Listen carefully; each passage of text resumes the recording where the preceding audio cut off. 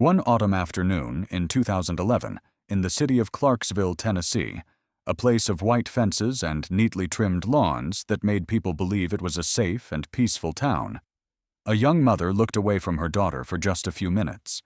Just a few. The 4-year-old girl had been playing in the backyard, where she played every day, under the sun and the last bird song of the season.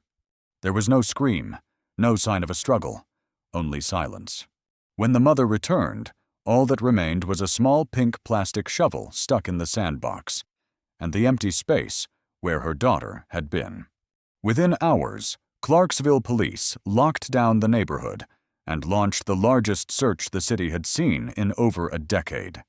Hundreds of volunteers joined, along with K-9 units, helicopters, and surveillance footage combed frame by frame.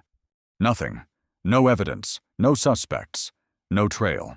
Madison Hargrove had vanished, as if she had never existed at all. 12 years later, on what seemed like an ordinary Saturday morning, that same mother, now living quietly and withdrawn, opened her husband's shaving kit in search of a painkiller. But what she found instead wasn't medicine. It was a sealed package of Plan B, and a receipt from a pharmacy more than 40 miles away, dated last Tuesday. That discovery led her to a house on the outskirts of town, where weeds grew waist-high, every window was sealed, and the chain-link gate bore a brand-new brass padlock. A place she had never seen, but someone in her family had known it for years. When the truth began to unravel, it didn't just shatter 12 years of grief. It demolished everything she thought she knew about her husband, about the meaning of family, and about where her little girl might have been kept, in the very hands that were supposed to protect her most. Julie Hargrove never forgot that afternoon. October 15th, 2011. It was a gentle autumn day, like so many others in Clarksville, Tennessee. Sunlight streamed through the red maple trees in the backyard. A breeze stirred the kitchen curtains. Madison, her 4-year-old daughter, was playing in the sandbox, where she spent hours each day building castles and burying pebbles. Julie stepped inside for just a minute. Maybe 2. She remembered holding a glass of orange juice, grabbing ice from the freezer. A missed call blinked on her phone. A text from her mother. When she returned to the patio, the sliding door still ajar, the backyard still bathed in light, the sandbox was empty. No scream, no sounds of a struggle, no footprints, no signs that anyone had climbed the tall wooden fence. Just a sudden breeze through the grass and an eerie stillness where her daughter had been. Julie bolted into the yard, calling her name. At first calm, then frantic.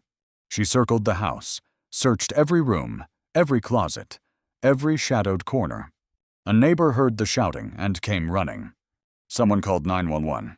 Police arrived in under 12 minutes. Clarksville PD cordoned off the neighborhood. They brought tracking dogs, helicopters, even backup from Tennessee State Police. Home security footage from neighbors was reviewed frame by frame. No unusual cars. No suspicious figures. No signs of anyone coming or going. Madison Hargrove had vanished, without a trace. The community searched for 10 straight days. Volunteers combed through woods, trash bins, drainage pipes, even dug up thick bushes by the nearby canal. But there was nothing, only despair. Richard, Julie's husband, appeared stronger. He told reporters the family would not give up until Madison was found. He stood beside his wife at every press conference, one arm around her shoulders, a face drawn with grief but composed, his eyes fixed on the cameras. A grieving father, a devoted husband. Though Julie would later recall something about the way he held her, too tightly, too carefully, as if holding together a story he couldn't afford to let slip. Time passed like a punishment. 6 months, then a year. No leads, no ransom call. No body, just absence. The FBI categorized Madison's case as suspected abduction by a known individual or family member, but no arrests were made. There was no evidence linking Richard or anyone else to the disappearance. The file was reclassified as missing under unknown circumstances. After 3 years, the media moved on. Julie didn't. She left her job as an elementary school teacher, working part-time at a small bookstore to spend evenings browsing forums for missing children. Every time a new case hit the news, she would message Chief Edgerton and ask if it could be Madison. He always replied kindly. But it was never yes. Their marriage withered. No divorce. They still lived in the same house, shared the same empty routines. But they were no longer husband and wife. No more touch, no late-night conversations. Just silent dinners and 2 coffee mugs set apart on the kitchen table. Julie often thought it wasn't the loss that would drive her mad. It was the silence. Not the pain, not the grief, but the way time marched on, as if Madison had never existed. As if her daughter had been a dream only she remembered upon waking. Then, in March 2023, 12 years later, on a foggy Saturday morning, Julie walked into the bathroom looking for ibuprofen. Her head was splitting. Richard had just left for his usual jog. She rummaged through the cabinet, but the familiar white bottle was gone. She muttered, "Forgot to buy it again." Then she remembered. Richard always kept an emergency stash in his shaving kit, just in case he got migraines at the office. Julie unzipped the canvas travel bag, brushing past the razor, shaving cream, and mini cologne. Her fingers touched a cardboard box she didn't recognize. She assumed it was a new brand, but when she turned it over and read the bold red label, Plan B 1 step. Emergency contraceptive. The world stopped moving. Julie stood frozen in the bathroom, still holding the emergency contraceptive box. Brand new, unopened. Plan B, unmistakable.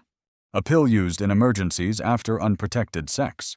Not something a couple who hadn't touched each other in nearly a decade would need. Her heartbeat pounded in her ears. The migraine vanished instantly, replaced by a chill that ran down her spine. She opened the box. Inside were 2 sealed blister packs and a small folded receipt tucked beneath. Julie unfolded it, eyes scanning the faded print. CVS Pharmacy, Pulaski Pike, Huntsville, AL.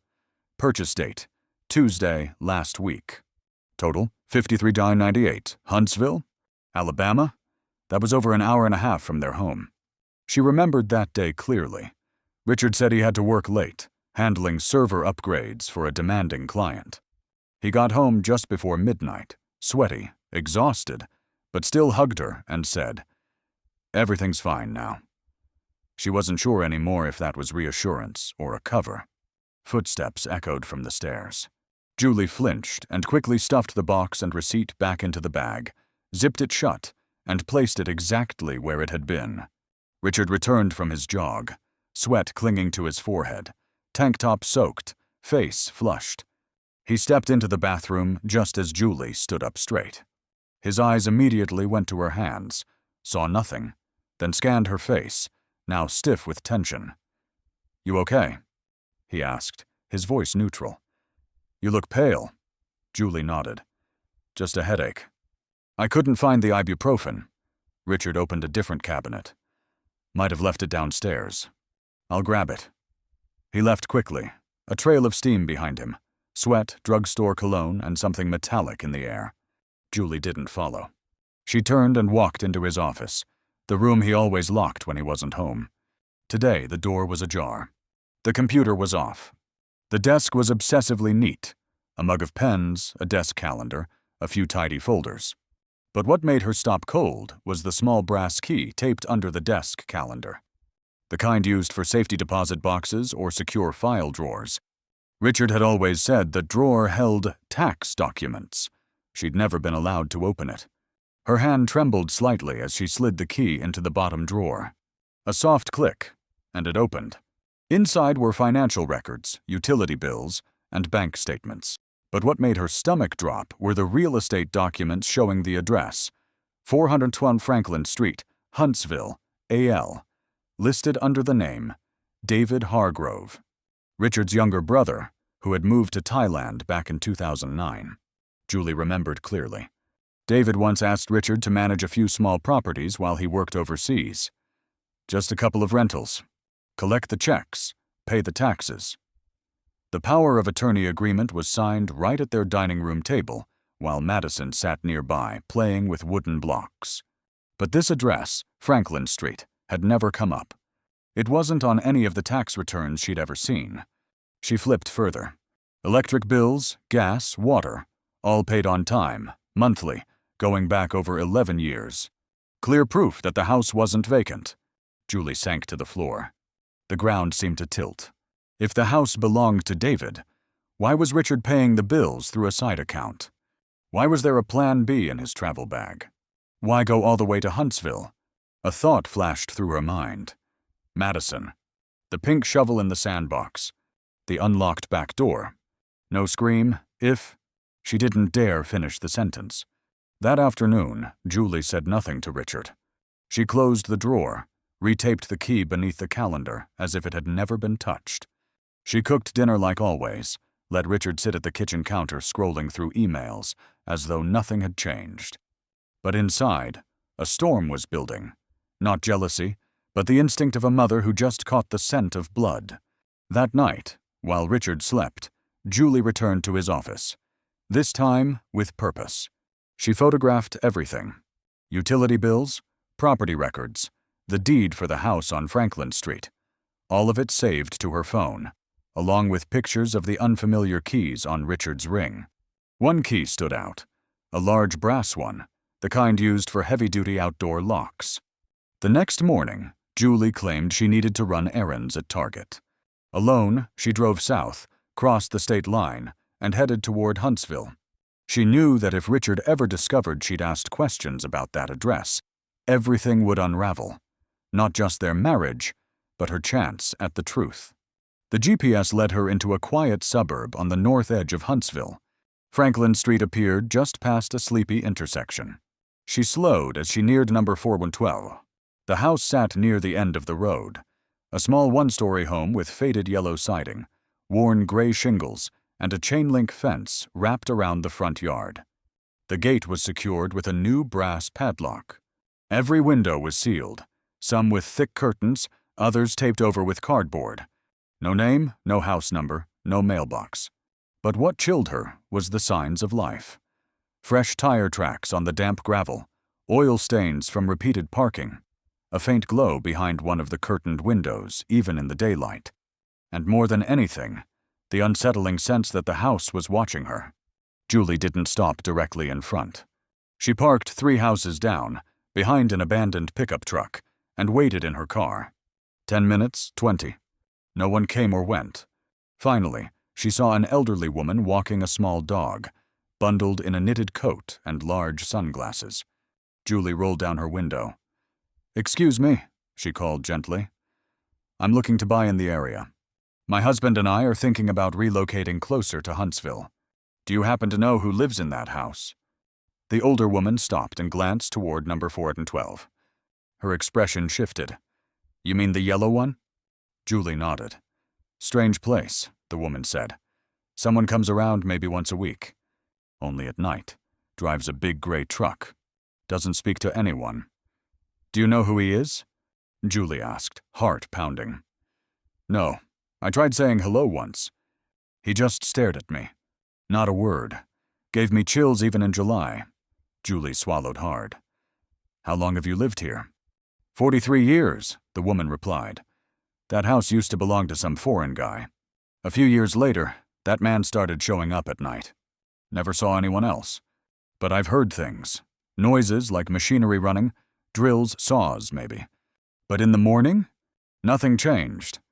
Julie clenched the steering wheel. "Have you ever seen a child there?" "No," the woman said firmly. "But once, a few years back, I thought I heard crying. Late at night. Didn't last long. Then silence." Julie thanked her and drove off. She didn't return home immediately. Instead, she stopped at a small cafe and typed out every detail she could remember. Then she called a lawyer she once taught, the father of one of her students, to ask about property access laws and what rights a spouse has when financial deception is suspected. The lawyer listened quietly. After a pause, he said, "Julie, if what you're saying is true, you need to call the police. And don't go back there alone." But Julie wasn't ready. She needed to be sure. She needed to see, with her own eyes, what was hiding behind those sealed windows. Julie returned home in the late afternoon, carrying a real bag of groceries to support the lie. Milk, coffee, sandwich bread, all the things Richard liked for Monday mornings. When she stepped into the kitchen, the clock read 5:02 p.m. Richard was wiping a wrench in the garage, fresh shirt on, hair combed. He looked up and gave her a light smile, asking about the coffee. She told him the 5th Street store was out, so she had to stop somewhere else. The lie came out so smoothly it chilled her. Dinner passed quietly. Richard talked about work, system updates, a new client possibly coming through. Julie nodded at the right moments, eyes on her plate, but her thoughts remained with the house on Franklin Street, the dim glow behind the curtains, the new brass padlock, and the neighbor's story about the sounds of machinery late at night. She wanted to ask him right then, to look him in the eye and tell him she knew. But she also knew that one wrong move would slam every door shut for good. That was when her phone buzzed. A text from her sister, Lisa. She was on her way over, bringing wine and snacks. Julie froze for a second. She had told Lisa bits and pieces over the past few weeks. Her unease, the growing sense that something was wrong between her and Richard. But she hadn't said anything about the house, or the keys. Julie told Richard casually that Lisa was stopping by. He nodded, but she noticed the brief tightening at the corner of his mouth.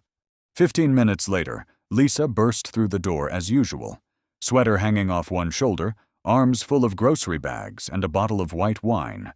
She called out cheerfully, dropped everything on the counter, and flopped into a chair across from Julie. Then, almost immediately, she turned to Richard and said she had seen a truck just like his, parked outside a creepy house on Franklin Street in Huntsville. She described it in detail: faded yellow siding, every window sealed, a new shiny padlock on the gate, no name, no mailbox, no lights. Julie feigned surprise, asking what Lisa was doing there. Richard stiffened for just a second. Only a second, but Lisa noticed. She narrowed her eyes, took a sip of wine. Richard tried to brush it off, saying there were hundreds of trucks like his out there, and no way to tell from a glance. But his voice faltered. Julie noticed the scratches on his right hand, small abrasions across his knuckles, one healing scab on the thumb, like he'd been clawed at or scraped by something sharp. She asked about it lightly. He didn't look at her as he explained it was from unloading equipment at the hardware store. The excuse felt too ready. Julie turned away, pretending to focus on her drink, but her blood had gone cold. A thought flared to life. If she could get the keys, reach that house before Richard realized, it could all be over tonight. She stood abruptly, pretending to twist her ankle while carrying a bag. Richard rushed over to steady her. As he crouched down to examine her foot, her hand reached toward the side table by the front door. The key ring was there, right where it always was, and the brass key, the one she didn't recognize, gleamed under the lamplight. She grabbed it fast. The jingle of metal made Richard turn. His face changed in an instant, the calm mask slipping away, revealing something darker, more dangerous. He lunged, gripping her wrist hard enough to stop her cold. His voice dropped into a low, sharp register. Julie tried to step back, but his grip was tight. His other hand reached toward the keys, and that's when footsteps echoed down the stairs. Lisa froze at the base of the steps, staring at the scene unfolding. Her sister cornered, keys in hand, Richard's face twisted in rage. She didn't ask questions.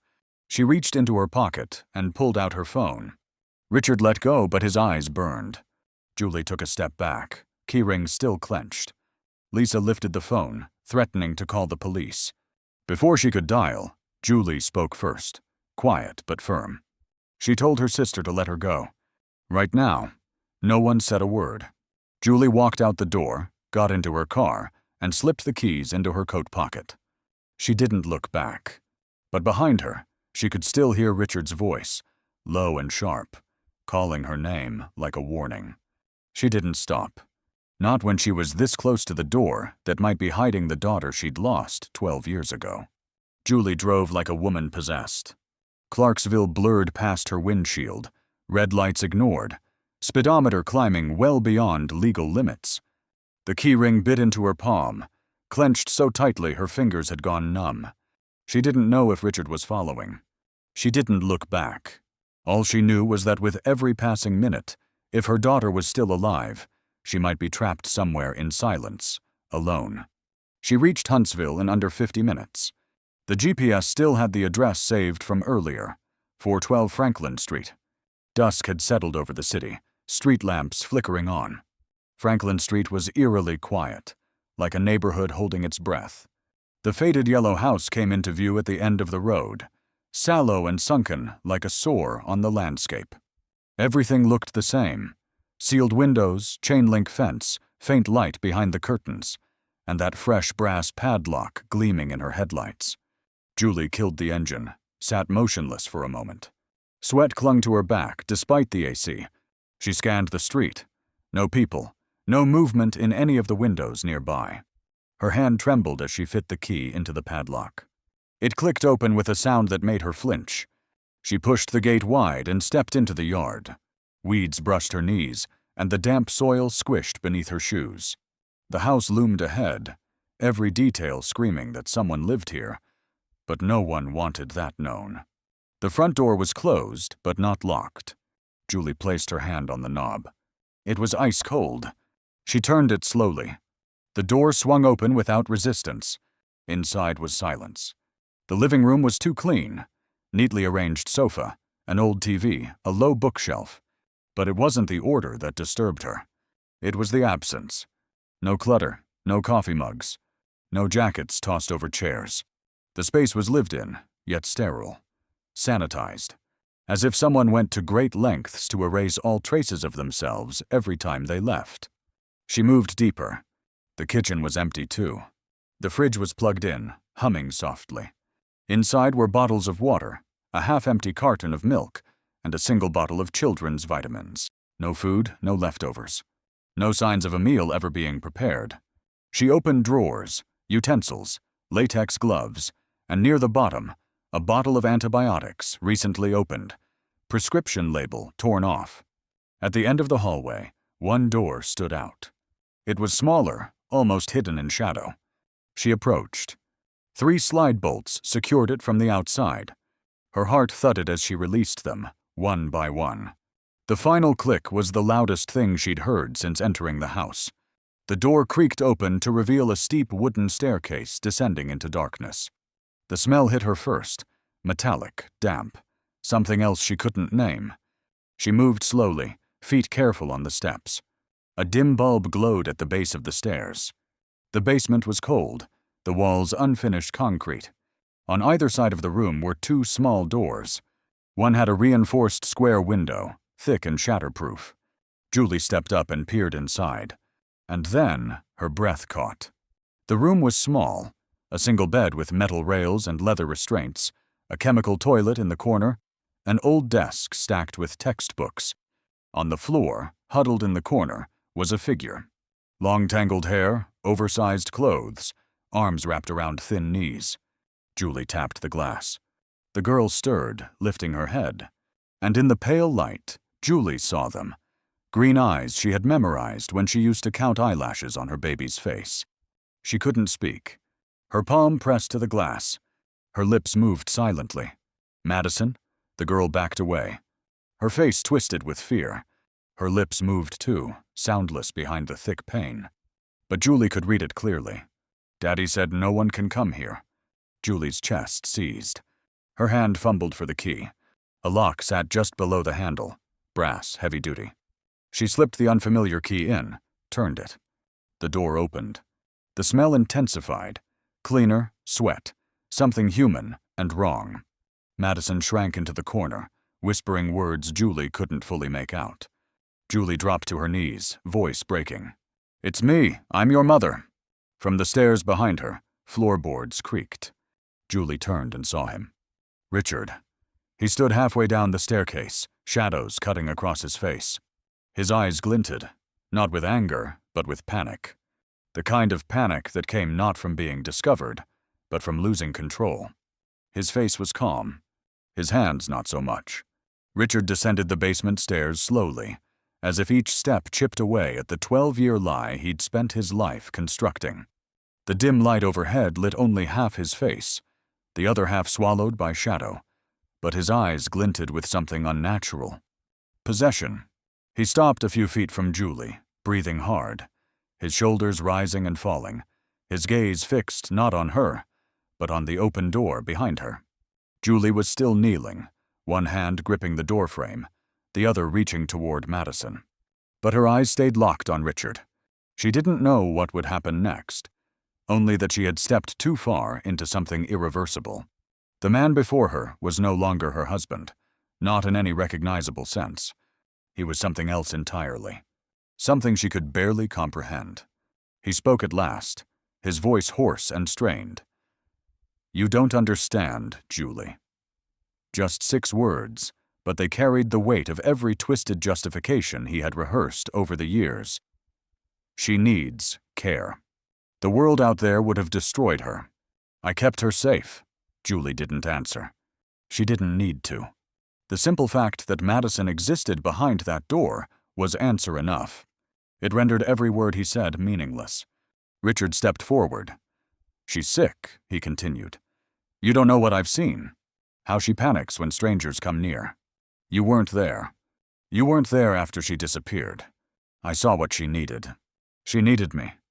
Julie rose to her feet, slowly but steadily. She placed herself fully between Richard and the room where their daughter cowered. Madison, now 16, was huddled in the corner, arms wrapped around her knees, eyes darting between the only 2 people she had ever known. Julie didn't look back, but she knew her daughter was listening, terrified, frozen. Richard moved closer. One hand twitched at his side, inching toward his waistband. Julie didn't think. She stepped out farther, blocking the doorway completely, her stare now cold steel. "You killed her," she said, voice low but razor-sharp. "Not with a knife. Not with a gun. You killed her every day, every hour, by stealing her childhood, her words, her trust in the world." He froze for a moment. His face twisted, no longer monstrous, just small, pitiful, like a man who had lost control of the delusion he'd lived in for so long. But the flicker of weakness vanished.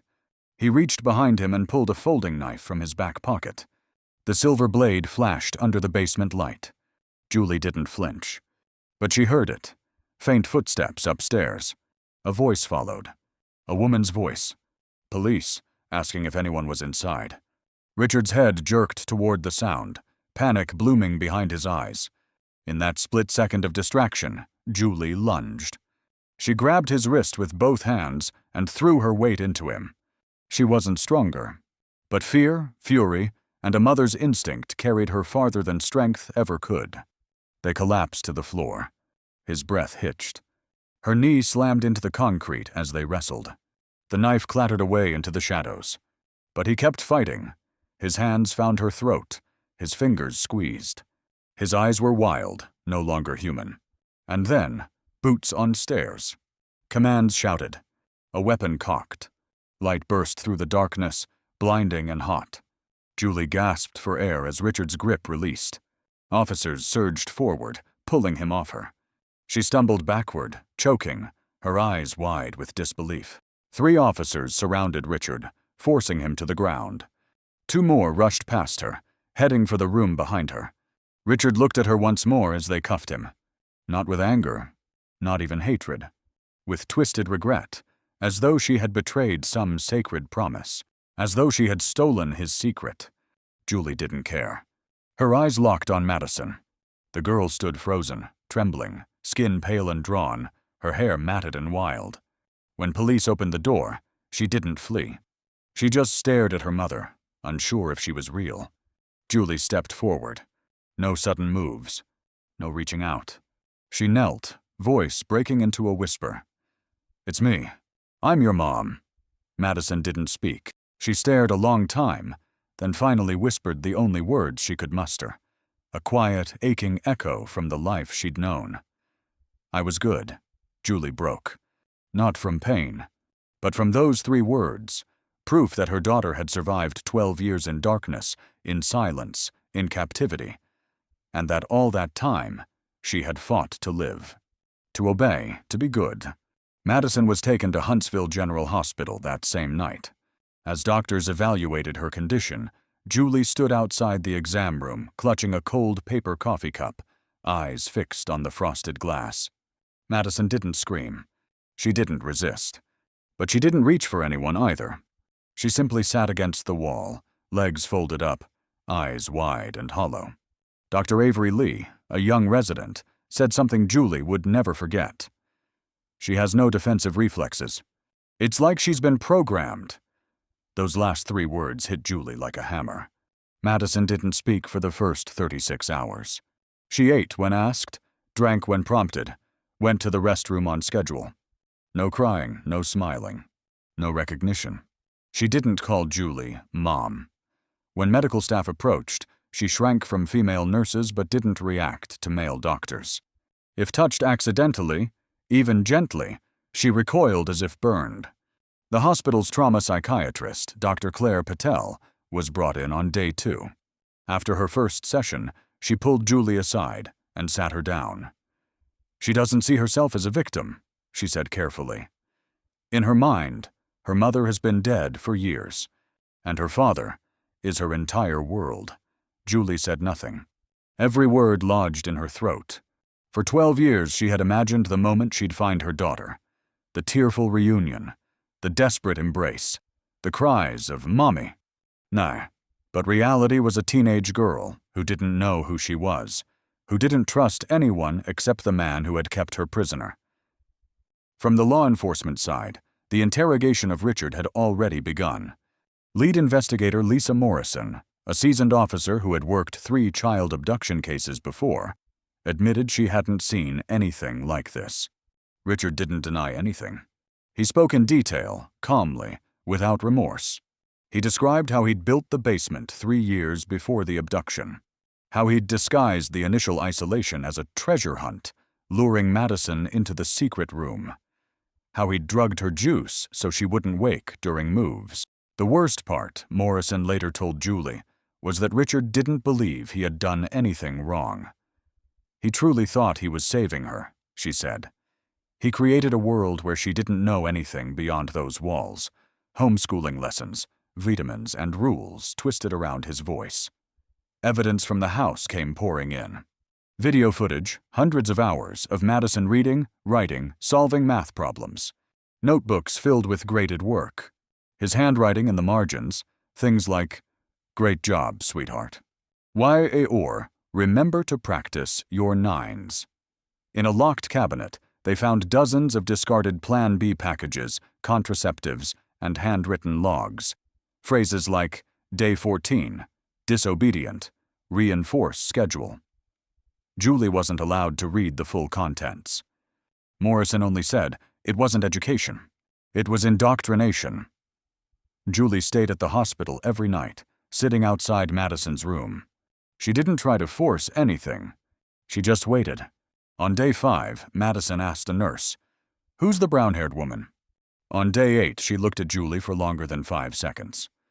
On day 10, Julie was finally allowed into the room. She didn't sit too close. She didn't ask questions. She just read from a worn copy of The Giving Tree. When she reached the last page, where the tree was just a stump, offering the boy a place to sit, Madison said softly, "The tree is like my mom."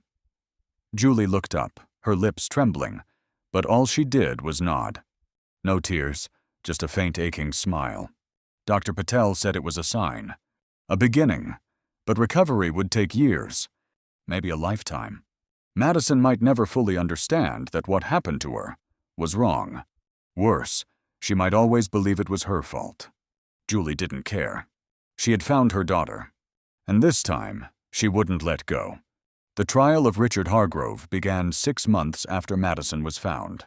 The media dubbed it the Franklin Street basement case, but to Julie, it was never just a headline.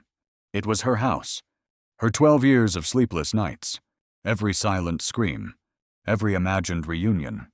Now it would all be dragged into the light. Every layer of deception her husband had wrapped himself in for over a decade. The courtroom was in Madison County, Alabama. More than 30 journalists packed the benches.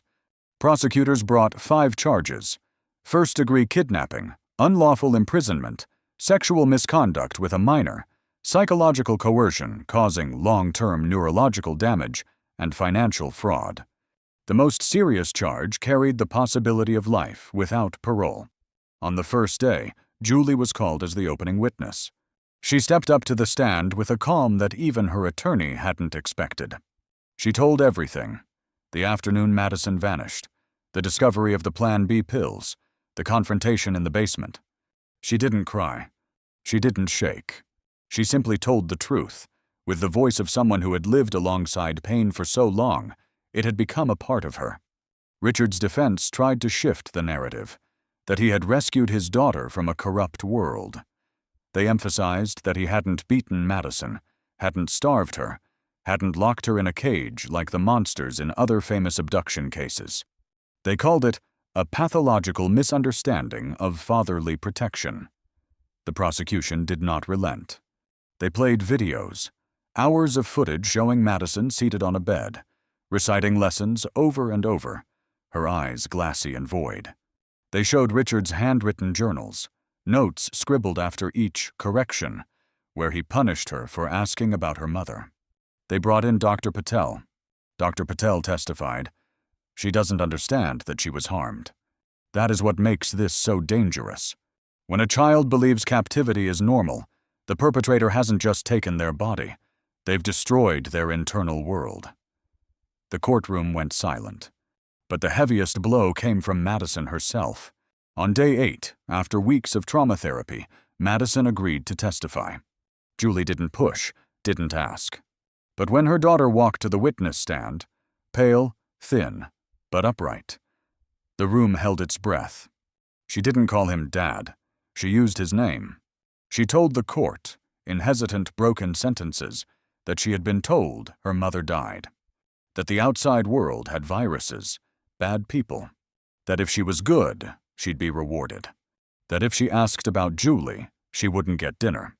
Her voice cracked when she said he never let her see pictures of herself as a child. She didn't know she used to have friends, or attend preschool, or that her 4th birthday cake had a bunny on top. The jury took less than 2 hours to deliberate.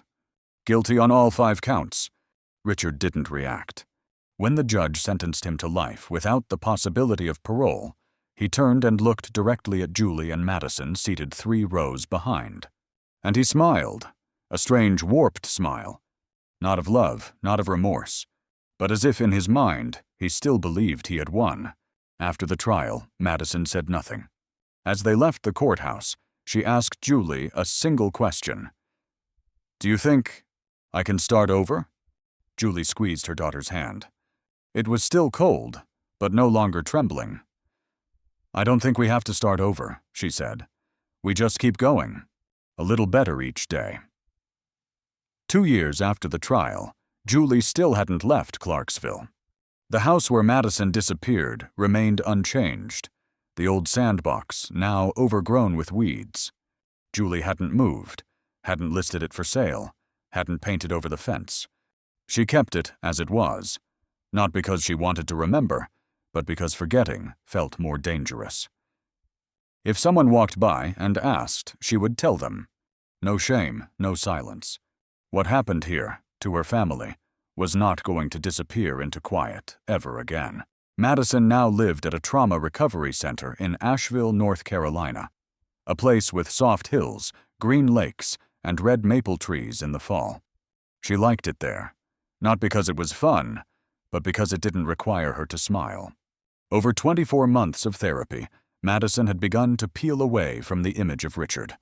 She no longer called him Dad, but she didn't yet call Julie Mom either. For Madison, that word was still a memory too distant, something tender, but too painful to touch. Julie didn't push. Every week she made the trip to Asheville. They'd sit in the library, sometimes read, sometimes color, sometimes just breathe together in silence.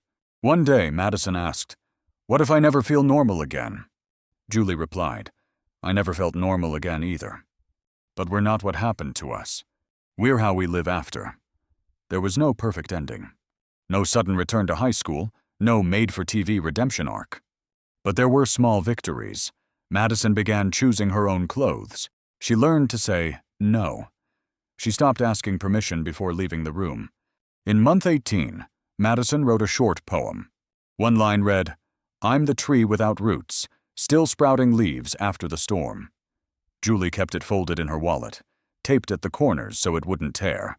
From the legal side, Richard's case became teaching material for criminal psychology programs nationwide. Experts labeled it pure emotional captivity, a crime committed not through physical violence, but through control, isolation, and moral illusion. The FBI reopened 62 cold cases after identifying similar behavioral patterns. But for Julie, the legacy didn't matter. This wasn't history. It was the present. A present where every morning she woke up with her heart pounding at the sound of footsteps by the door. A present where she understood that the truth doesn't always set you free. Sometimes, it just gives you something to hold on to when the wind won't stop. She didn't forgive. She didn't need to. But she chose not to stay frozen in rage. Every time she watched Madison stand at the mirror, brushing her hair into a ponytail, not because someone told her to, but because she wanted to, Julie knew some things had been stolen, but others were being taken back, 1 inch at a time. That week, Madison wrote a new line at the top of her journal page. "My name is Madison. I don't live in the basement anymore." And for the first time in 12 years, Julie allowed herself to breathe, without fear.